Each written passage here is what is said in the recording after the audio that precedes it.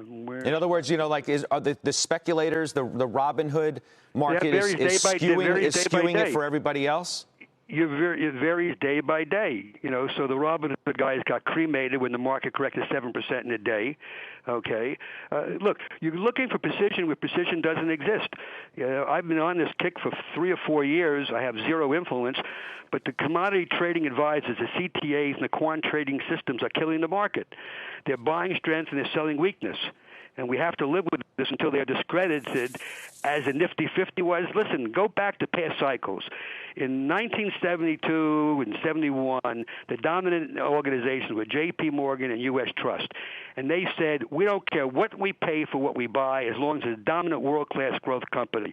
And they were paying 70 and 80 times for IBM, Merck, Xerox, McDonald's, etc. And along came OPEC. They increased the price of oil tenfold. We had a very vicious recession.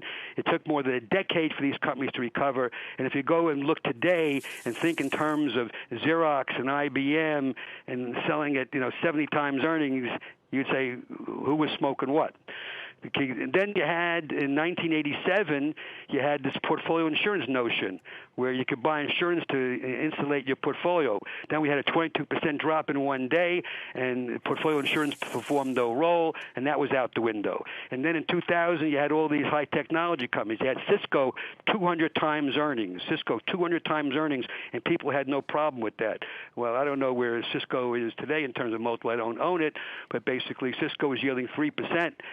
We had no yield back then. So, I think it's you're looking for precision that doesn't exist. I cannot for the life of me understand why the SEC has not reinstated the uptick rule to bring some sanity to this. And the growth of the CTA, let me just explain. I didn't finish my thought, if I may. The growth of CTAs was a result of the fact that they're trend-following models. Up until recently, the last 10 years have been a trended bull market. They became very popular because they were fully invested and they invested with the trend.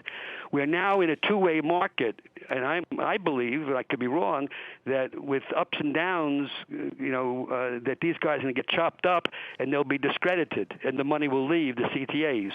When I read from these quantitative shops, there's $50 billion to buy, $50 billion to sell. It has nothing to do with fundamental analysis. I scratch my head and I laugh.